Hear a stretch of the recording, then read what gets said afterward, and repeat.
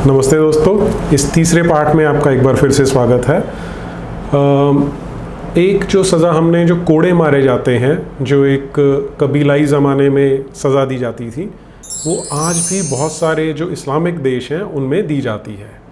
लेकिन एक और जो ज़्यादा ख़तरनाक, ज़्यादा भयंकर सज़ा है जो अभी भी कुछ इस्लामिक देशों में दी जाती है, वो है कि कुछ लोगों को जिन पे एडल्ट्री का इल्ज़ाम या जिन्हें कहते हैं नाजायज़ संबंध बनाने का इल्ज़ाम लगता है, उनको पत्थर मार मार के मार दिया जाता है। इसका ओरिजिन, इसका सोर्स क्या है, हम वो एक बार समझ के देखते हैं। आज की जो कुरान हमें देखने को मिलती है उसमें इसका कोई रेफरेंस नहीं है, ऐसी कोई आयत नहीं है जो पत्थर मार मार के मारने की सज़ा देती हो। इस सज़ा को अरबी भाषा में रज्म कहा जाता है। अब जो मुस्लिम स्कॉलर्स हैं वो इसमें दो हिस्सों में बंटे हुए हैं। एक वो हैं जिनका कहना है कि सज़ा पहले कुरान में थी, अब नहीं है, दूसरे इसलिए वो देना नहीं चाहते। दूसरे जिनका कहना है कि क्योंकि ये सज़ा हदीसों में दी हुई है इसलिए इस सज़ा को दिया जाना चाहिए। और हमारे देश में तो स्पेशली एक पूरे का पूरा सेक्ट है जिसे अहले हदीस कहा जाता है, कि वो लोग हैं जो हदीस के अकॉर्डिंग अपना जीवन जीना चाहते हैं।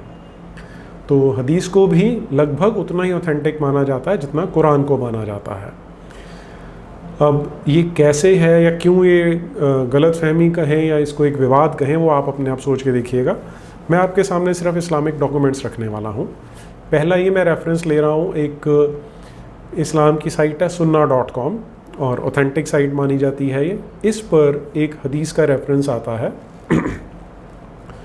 जो 6 ऑथेंटिक हदीसें मानी जाती हैं इस्लाम की, जिन्हें कुतुब सित्ता या सिहा सित्ता कहा जाता है, सही सित्ता कहा जाता है। इनमें से एक है इब्न माजा। तो ये हदीस इब्न माजा में वॉल्यूम नंबर 3, बुक नंबर 9 और हदीस नंबर 1944, यानी किताब नंबर खंड नंबर 3, किताब नंबर 9 और हदीस नंबर 1944। इसे हसन, अब हदीसों की भी कई कैटेगरीज़ हैं कि किसको अच्छा माना जाए, किसको ऑथेंटिक माना जाए, तो इसे हसन की कैटेगरी में रखा जाता है, हसन की श्रेणी में रखा जाता है, यानी इसको माना जा सकता है और इसे माना जाना चाहिए क्योंकि हसन यानी इसको ऑथेंटिक माना जाता है। और ये दरुस्सलाम वाले ये क्लेम करते हैं। अब हम इसका, मैं आपके सामने इसका हिंदी ट्रांसलेशन शेयर करने वाला हूँ। हिंदी ट्रांसलेशन में आपको ध्यान ये रखना है कि आजकल एक नया इन्होंने नौटंकी शुरू की है कि जब हम ट्रांसलेट करते हैं तो उसमें इनका कहना है, जैसे मैंने आपको पिछले वीडियो में बताया था कि कुछ जो जब ये लड़कियां उठा के लाए वहाँ मुस्तलिक में से, बनु मुस्तलिक से, तो इनमें कुछ लोगों का मन था कि हम इनके साथ सेक्स कर लें। तो मैंने, क्योंकि मैं ट्रांसलेट कर रहा हूँ, मैं उसको संभोग तो नहीं लिख सकता क्योंकि संभोग भी एक कंपैरेटिवली बड़ा अच्छा शब्द माना जाता है, जबकि जो लोग ये उन बेचारी लड़कियों के साथ करना चाहते थे जिन्हें उठा के लाए थे, उसे आप बलात्कार कह सकते हैं। तो मैं उसमें दुष्कर्म शब्द यूज़ किया था। तो एक आजकल ऐसी हवा बनाने की कोशिश की जा रही है कि दुष्कर्म शब्द तो हमारी हदीस में कोई है ही नहीं, तो इसलिए इन्होंने झूठ बोला है। तो इस तरह का कुछ ना कुछ आपको थोड़ा बहुत चेंज भाषा के कारण देखने को मिलेगा, लेकिन उसका जो मूल भाव है वो वही रहने वाला है। तो ये जो हदीस है ये आयशा के अकॉर्डिंग है। पत्थर मार मार के मारने के बारे में, यानी रज्म के बारे में और वयस्क पुरुषों को स्तनपान कराने के बारे में आयत नाजिल हुई थी। जिस कागज़ पर वो लिखी हुई थी वो मेरे सिरहाने के नीचे था। जब रसूल अल्लाह मरे तो हम सब उनकी मौत के कारण व्यस्त थे। उस वक्त एक बकरी आई और उसने वो कागज़ खा लिया जिस पर ये हदीस लिखी थी, जिस पर ये आयत लिखी थी। तो ये हदीस आयशा से आती है। लेकिन अब मैंने आपको बताया कि इसे हसन माना जाता है, लेकिन कुछ लोग ऐसे हैं जो बोल देते हैं कि ये हदीस हम नहीं मानेंगे। तो मैं आपके साथ एक दूसरी हदीस शेयर करता हूँ। ये सही मुस्लिम में से है, किताब नंबर 17 और हदीस नंबर 4192, यानी 4192। उबादा बिन अस्समित ने बताया कि जब भी रसूल अल्लाह पर वह नाजिल होती थी तो उन्हें बड़ी तकलीफ़ होती और उनके चेहरे का रंग बदल जाता। एक दिन उन पर वह नाजिल हुई, उन्हें वैसी ही तकलीफ़ हो रही थी। जब वह ख़त्म हुई तो उन्हें बड़ी राहत महसूस हुई। अब वह जो है रेवलेशन यानी जो आयत आ रही है उसके बारे में बात हो रही है यहाँ। उन्होंने कहा, मुझसे जान लो, बेशक अल्लाह ने उनके यानी जिना करने वाली औरतों के बारे में बता दिया है। जब एक शादीशुदा मर्द एक शादीशुदा औरत के साथ जिना करे और जब एक कुंवारा मर्द कुंवारी औरत से जिना करे तो शादीशुदा लोगों को 100 कोड़े मारो और फिर उन्हें पत्थर मार मार कर मार डालो। कुंवारों को 100 कोड़े मारकर उन्हें 1 साल के लिए बेवतन कर दो। ये दूसरी हदीस है। ऐसी लगभग 70 हदीसें हैं जो रज्म यानी पत्थर मार मार के मारने की जो सज़ा है उसको वेरीफाई करते हैं कि ये काम किया जाता था और मोहम्मद बिन अब्दुल्ला ने अपने हाथों से किया भी, करवाया भी। अगली हदीस देखते हैं। सही मुस्लिम में से किताब नंबर 117 और हदीस नंबर 4194 यानी 4194। अब्दुल्ला बिन अब्बास ने बताया कि उमर बिन खत्ताब, अब पहली हदीस आयशा से थी, ये उमर बिन खत्ताब है जो कि इनका एक रशीदुन खलीफा माना जाता है यानी पायस खलीफा, पवित्र खलीफा मानते हैं जिसे। ये मोहम्मद बिन अब्दुल्ला का ससुर भी था और बहुत अच्छा मित्र भी था, तो उसके हवाले से बताया जाता है। जब एक दिन रसूल अल्लाह के मिंबर पर बैठे थे तो उन्होंने बताया,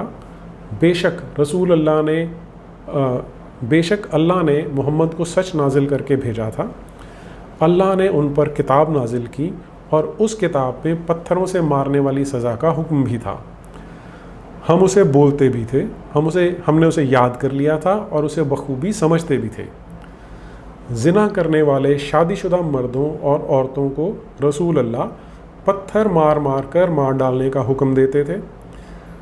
उनके मरने के बाद हम भी ऐसा करते रहे, यानी रसूल अल्लाह के मरने के बाद जो अगले खलीफा थे वो भी ऐसा करते रहे। मुझे डर है कि कहीं ऐसा ना हो कि वक्त के साथ लोग ये सब भूल ही जाएं और कहने लगें अल्लाह की किताब में तो इस सज़ा का कोई जिक्र नहीं है। अगर ऐसा हुआ तो लोग अल्लाह के रास्ते से भटक जाएंगे। रज्म को अल्लाह की किताब में एक फ़र्ज़ बयान किया गया है।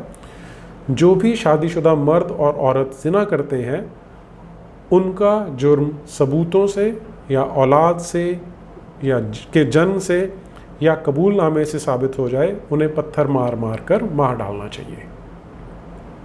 तो ये 3 हदीसें हैं, ऑथेंटिक माना जाता है और बड़े ऑथेंटिक सोर्सेज हैं इनके जो बताते हैं कि ऐसा किया जाता था।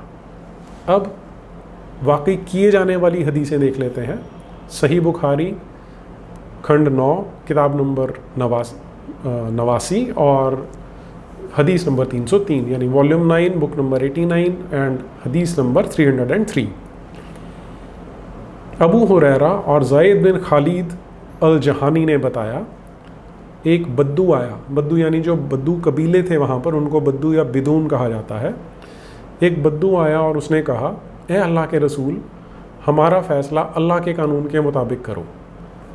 उसका विरोधी उठा और उसने कहा, ये सही कह रहा है, हमारा फ़ैसला अल्लाह के कानून के हिसाब से करें। तो बद्दू ने बताया, मेरा बेटा इस आदमी के यहाँ मजदूरी करता था, मेरे बेटे ने इसकी बीवी के साथ नाजायज़ रिश्ता बनाया। लोगों ने कहा कि मेरे बेटे को पत्थर मार मार कर मार दिया जाने की सज़ा मिलनी चाहिए। इसके बदले में मैंने इसे 100 भेड़ें और एक लौंडी दे दी है। इसके बाद मैंने कानून के माहिर से पूछा तो उसने कहा कि मेरे बेटे को 100 कोड़े मारे जाएंगे और 1 साल के लिए उसे बेवतन कर दिया जाएगा।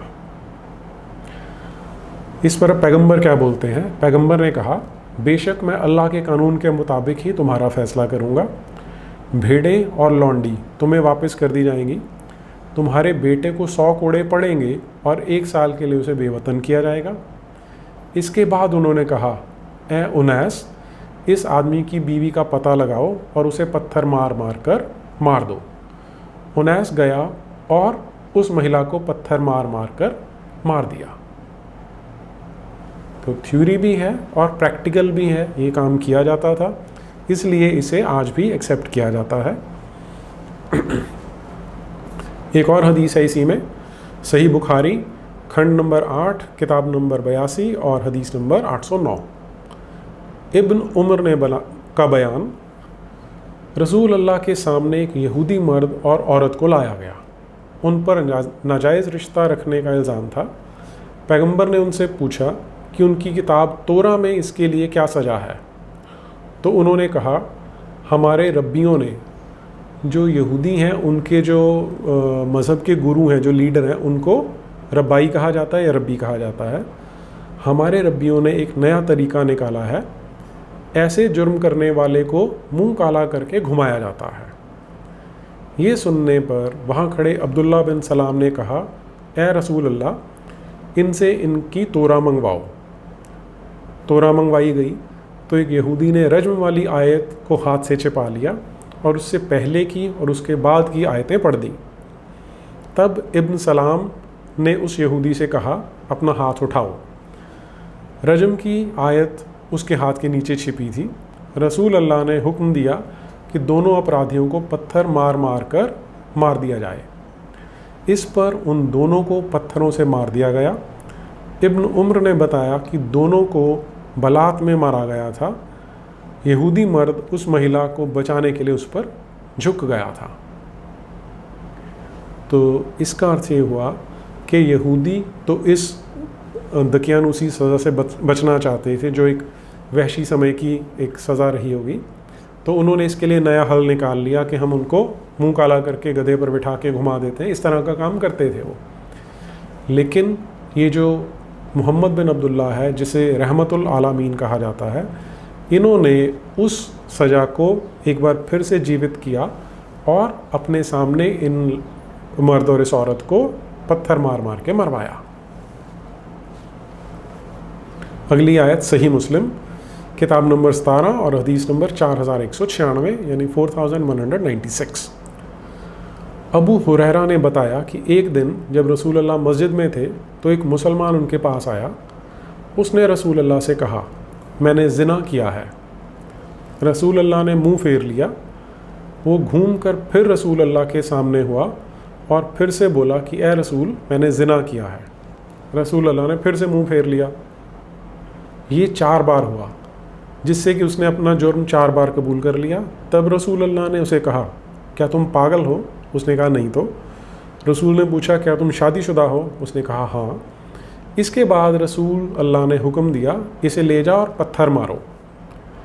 इब्न शिहाब ने बताया, जबीर जो तब वहीं था और उसने ये सब सुना था, वो बताता है, मैं भी पत्थर मारने वालों में था। हमने उसे इबादत करने की जगह पर पत्थर मारने शुरू किए। जब उसे चोटें लगने लगीं तो वहाँ से भागा। हमने उसे पकड़ लिया और तब तक पत्थर मारते रहे जब तक वो मर नहीं गया। तो ये इतनी सारी हदीसें हैं, जैसा मैं पहले बता चुका हूँ कि 70 के लगभग हदीसें हैं जो इस रजम की या पत्थर मारने वाली सज़ा की जो एक तरह से पैरवी करती हैं। तो ये जो रिवाइवल किया गया इस तरह की सज़ा का, वो क्यों किया गया और क्या किसी सभ्य समाज में इस तरह की सज़ा होनी चाहिए, इस पर आप अपने आप सोचिए। आज के लिए इतना ही। नमस्ते।